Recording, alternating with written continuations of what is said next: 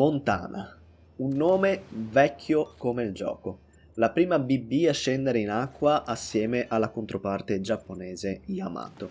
6 anni di servizio cominciano a essere tantini e sicuramente la nave non si trova più a combattere nello stesso ambiente in cui è nata.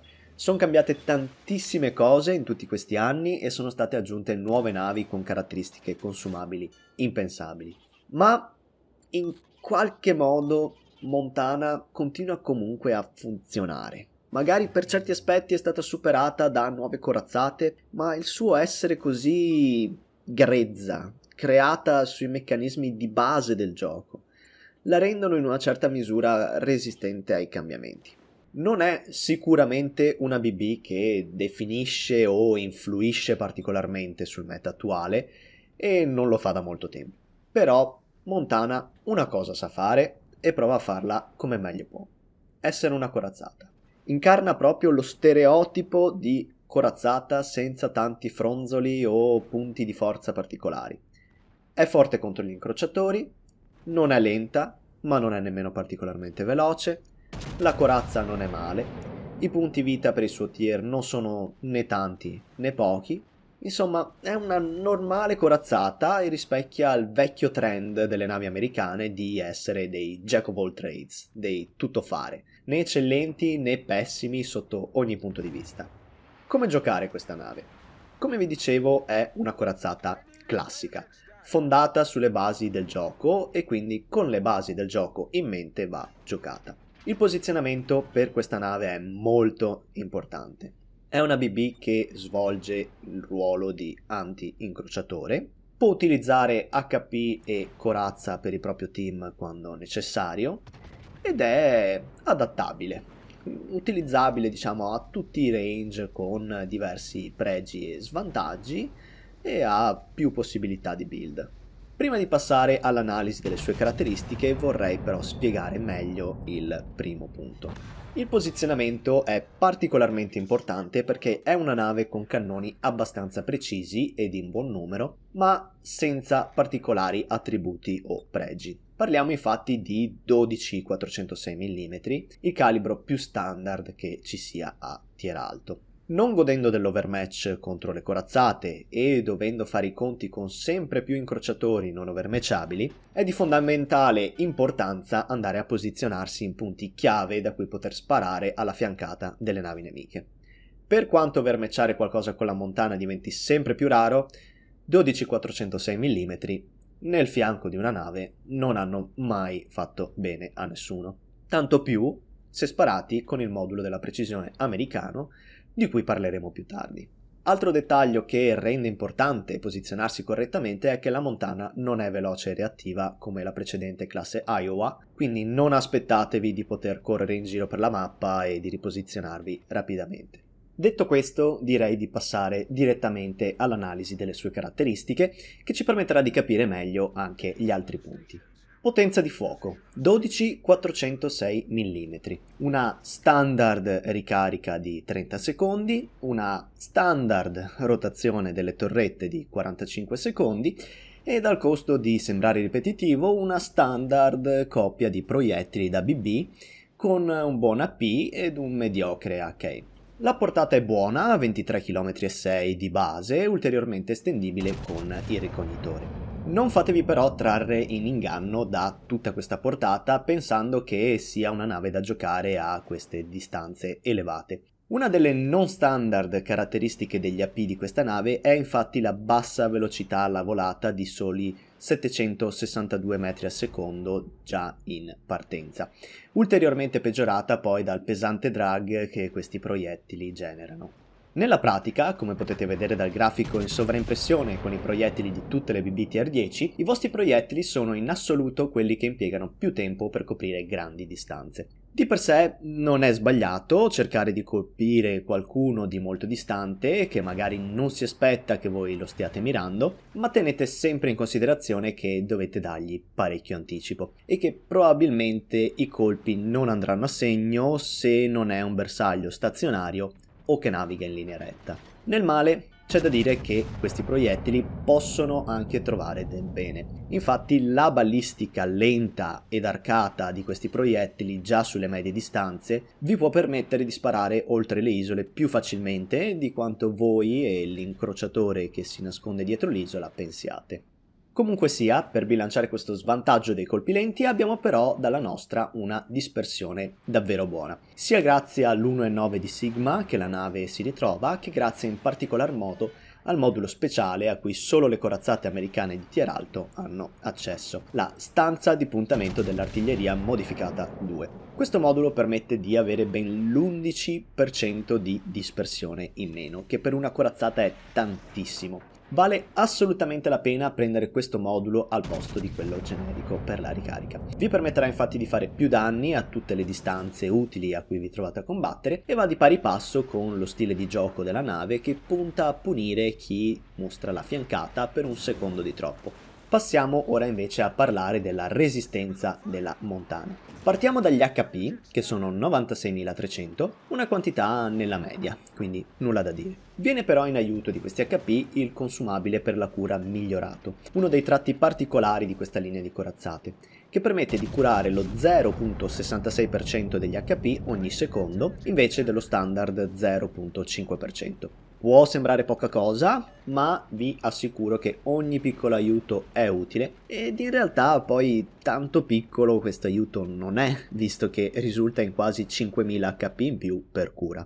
Altra peculiarità per i consumabili delle corazzate americane è che la squadra controllo danni ha una lunga durata di 20 secondi di base, il che può aiutare un pochino nelle situazioni più concitate o quando si sta cercando di fuggire senza venire subito reincendiati. Passiamo all'altra faccia della medaglia e parliamo della corazza. In generale non è male.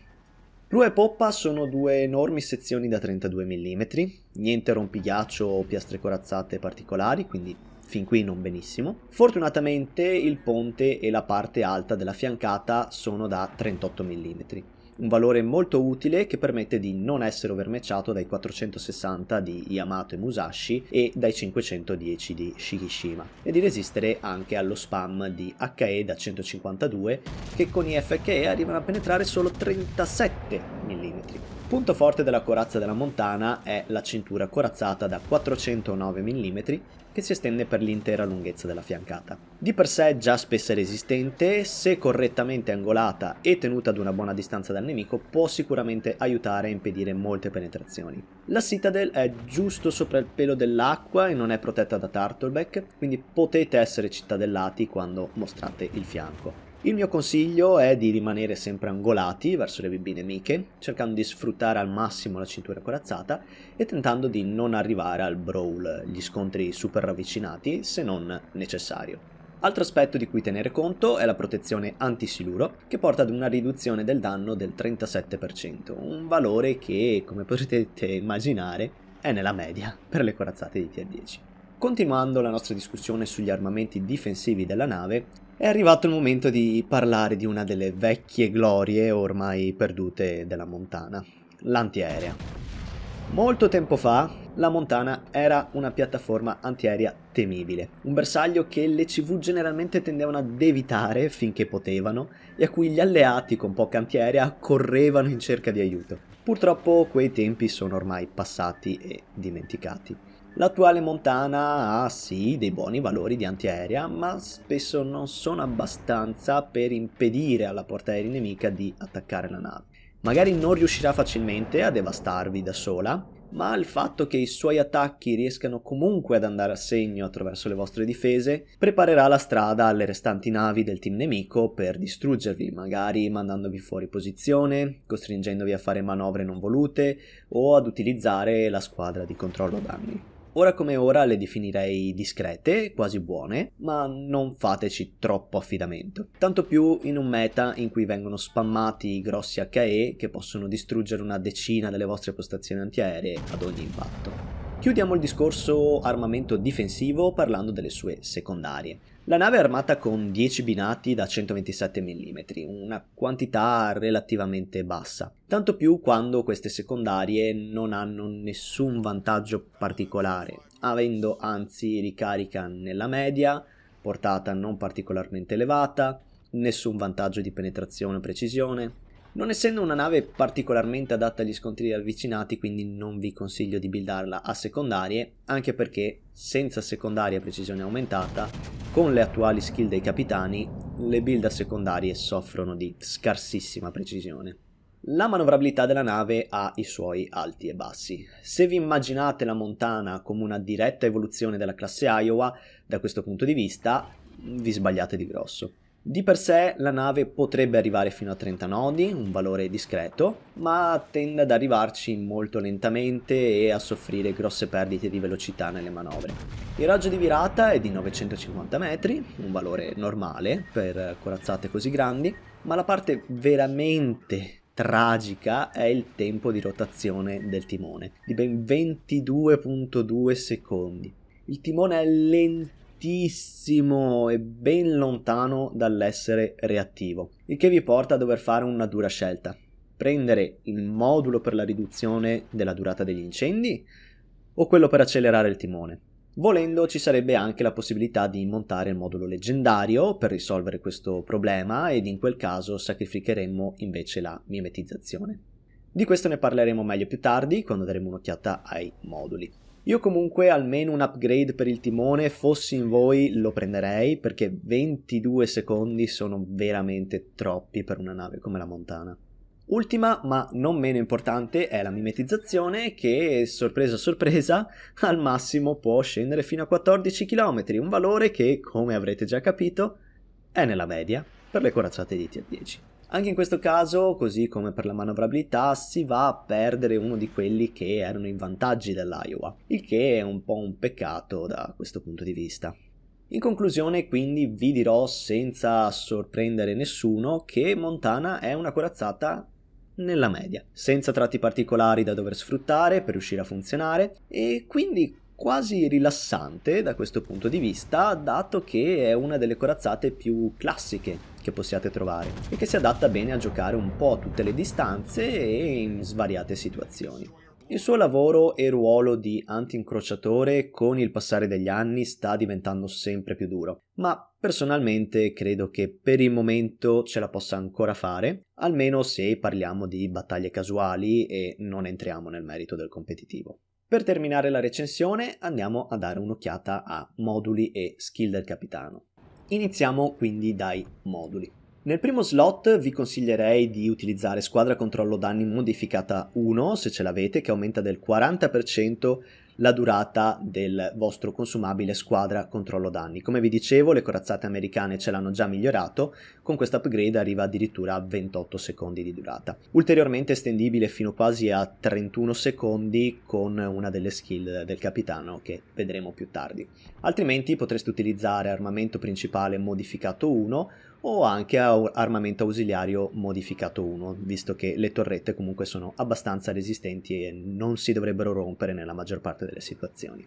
Nel secondo slot sistema di controllo danni modificato 1, nel terzo slot in questo momento sto utilizzando batteria principale modificata 2, perché al contrario di tutte le altre corazzate del gioco, come potete vedere, non è presente l'upgrade per migliorare del 7% la precisione della nave. Anche questo è un tratto particolare delle corazzate americane. Modifica particolare che hanno è la stanza di puntamento artiglieria modificata 1, che aumenta la gittata, la portata della vostra batteria principale, ma sinceramente trovo che la Montana con 23,6 km di portata e la possibilità di aumentare quella portata con il velivolo da ricognizione vada già bene così, insomma, che non abbia bisogno di ulteriore estensione del range. Quindi sto utilizzando batteria principale modificata 2, che mi permette invece di velocizzare di molto quelle torrette semilente, insomma, che si ritrova di base. Nel quarto slot adesso sto utilizzando sistema di controllo danni modificato 2, per il semplice motivo, come vi dicevo prima, che nel penultimo slot sto utilizzando il modulo leggendario. Qui ci sarebbero due tipi di build che potete fare.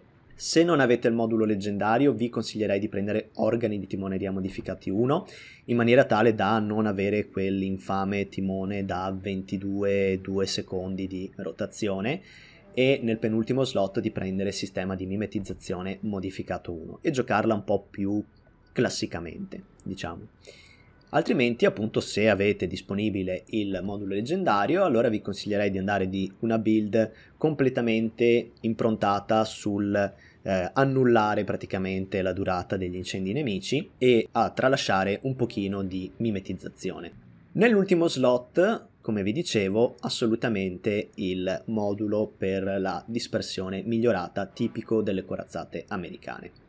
Come consumabile vi consiglio ampiamente di utilizzare velivolo da ricognizione, visto che può essere molto utile per sparare oltre le isole o a bersagli veramente distanti, e anche perché il caccia non fa molto.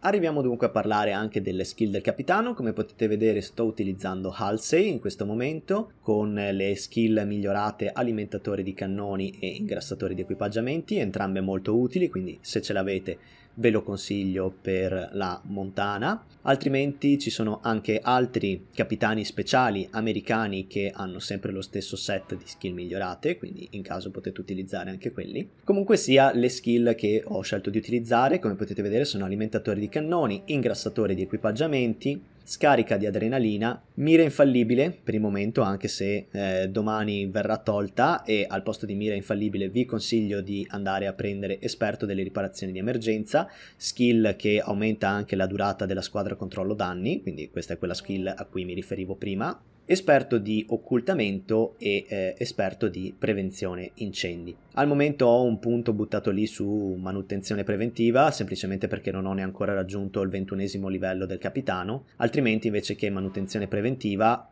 potrei benissimo andare a prendere nozioni di base di sopravvivenza, giusto per massimizzare la riduzione della durata degli incendi nemici se appunto fate la build con il modulo leggendario. Se non fate la build con il modulo leggendario, magari potreste andare a prendere ad esempio vigilanza per cercare di evitare ancora più siluri nemici, oppure se volete rafforzare un pochino le vostre difese contraerie potreste anche pensare a una delle due skill dell'antiaerea, oppure anche protezione antisiluro migliorata. Insomma, ci sono molte skill, come potete vedere, che possono andare bene per come ultima skill da prendere per la montana. Comunque di base appunto vi consiglierei prima di prendere alimentatori cannoni, ingrassatori equipaggiamenti, scarica adrenalina, queste 3 skill, e poi di scegliere qualcosa con i punti che vi rimangono.